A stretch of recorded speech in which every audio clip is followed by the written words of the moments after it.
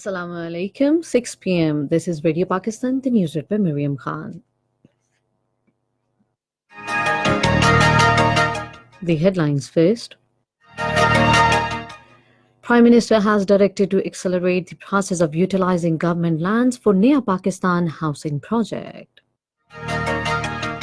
President says Parliament is backbone for a strong, vibrant Pakistan and voice of a common man. Special Assistant on Information has urged media to play its role in strengthening the national institutions. Pakistan says it will appropriately respond to any Indian aggression. The United Nations General Assembly has adopted Pakistan-sponsored resolution that reaffirms right of self-determination of the oppressed Kashmiri people in occupied Kashmir. In Karachi, test against Pakistan Sri Lanka in their first innings were 64 for 3 at stump. And now the news in detail.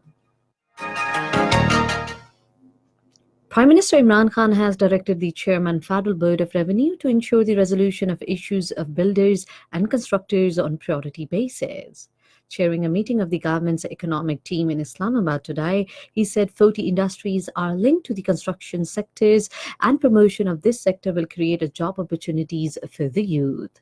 The Prime Minister said removal of hurdles in the way of promotion of construction sector is among top priorities of the government. He also directed to accelerate the process of utilizing the government lands for Nea Pakistan housing project. The meeting also discussed proposal to increase remittances and offer incentives to overseas Pakistanis who send money to their relatives in the country. The Prime Minister said overseas Pakistanis are an asset of the country. He said the government wants to provide every possible facility to the overseas Pakistani to send their incomes to their relatives in Pakistan through legal channels so that the country's economy gets strengthened. The Prime Minister also formed the committee to finalize the proposal for promotion of remittances and facilitations of overseas Pakistanis.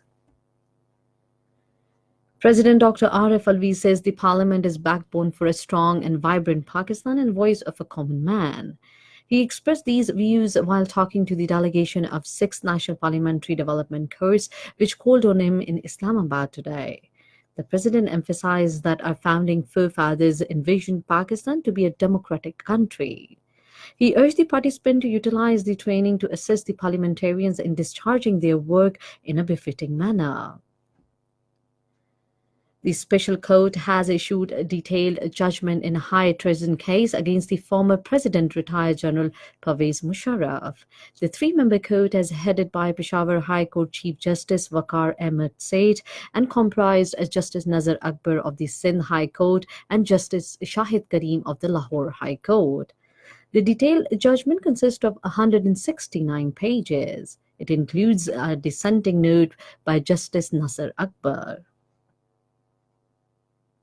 Meanwhile, talking to media in Islamabad, Special Assistant on Information says the government's stance on detailed verdict in a High Court treason case against the former retired President General Pervez Musharraf will be given after government's law team reviewed the detailed judgment. She said appeal against the verdict is a right of Pervez Musharraf. Special Assistant on Information and Broadcasting Firdaus Ashiq Awan has urged media to play its role in strengthening national institutions in the best interest of the country. Addressing a function in Islamabad today, she said media and democracy have a close relationship and both are complementary to each other.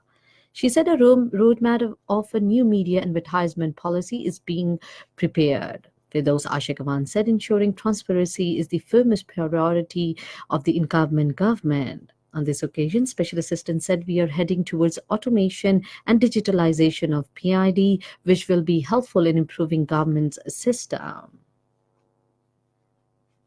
This is Radio Pakistan giving you the news. Foreign Minister Shah Mahmood Qureshi says Pakistan's armed forces are fully prepared to timely and appropriately respond to any Indian aggression or false flag operation. In a video message in his response to the Indian Army Chief's statement, he said the entire nation stands by its valiant armed forces. The Foreign Minister said we are a peaceful nation, but our desire for a peace should not be misconstrued as a sign of weakness. He warned Narendra Modi on behalf of the Pakistani nation that we are a peace-loving nation, but he should not forget the 27th February. He said our intelligence has monitored extraordinary movement which indicates bad intentions of India. He questioned as to what are the Indian plans to cut fence at the line of control at 5 places. Is India going to resort to any new misadventure against Pakistan? We are concerned over it. Director General Inter-Services Public Relations Major General Asif Ghafoor says Pakistan Armed Forces shall be fittingly respond to any Indian misadventure or aggression. In a tweet, he said proactive statement and preparations for escalating a long line of control by India, Chief of Army Staff appear to be an effort as usual to divert world's attention from widespread protest in India against Citizenship Amendment Bill.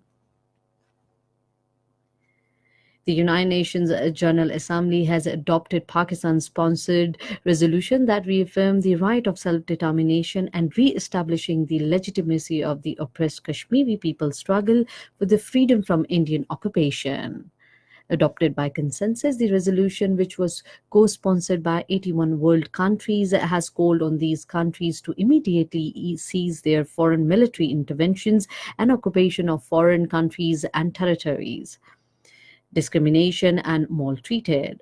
Pakistan's ambassador to the United Nations, Munir Akram, after the passage of resolution, said that we are talking to highlight plight and case of Kashmiri people at the United Nations and reassuring the legitimacy of the freedom struggle of Kashmiri people based on their inalienable right to self-determination is one of the series of steps.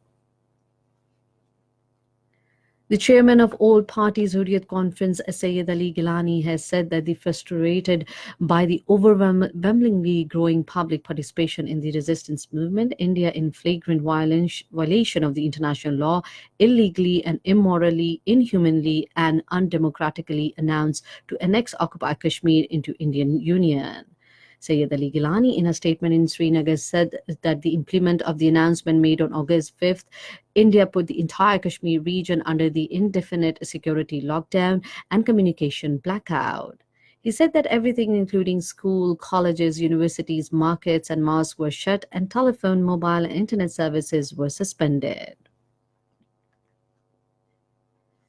Different groups of Pakistanis, Kashmiris, and Friends of Kashmir all across the world have launched a campaign on social media urging people to boycott Indian products in protest against the continued lockdown imposed by New Delhi in occupied Kashmir since 5th August and the discriminatory attitude meted out to the minorities in India. The campaigners says that the India is getting away with its crimes in occupied Kashmir on the basis of its economy, and the world is turning a blind eye due to economic interest.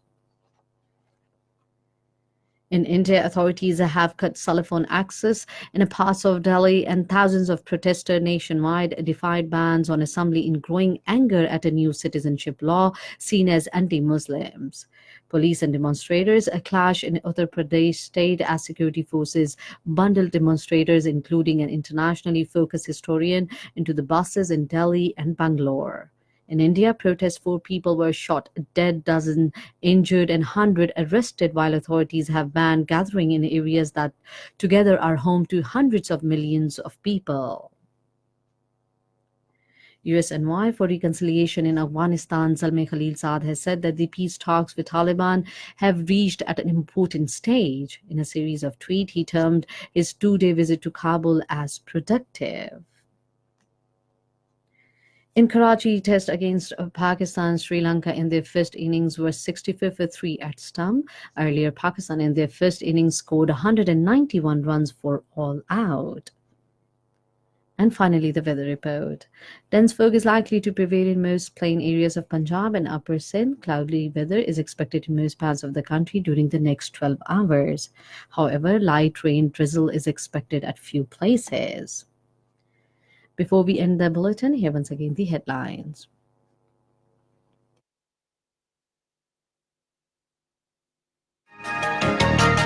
Prime Minister has directed to accelerate the process of utilizing government lands for Nea Pakistan housing project. President says Parliament is a backbone for a strong, vibrant Pakistan and voice of the common man.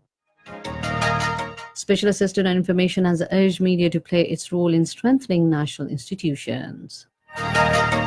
Pakistan says it will appropriately respond to any Indian aggression.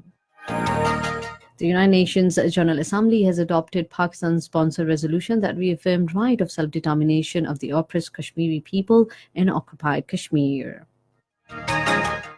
And that is the end of the news. For more news and analysis, log on to our website radio.gov.bk and also watch live video streaming of our bulletins on the link facebook.com/Radio Pakistan News Official.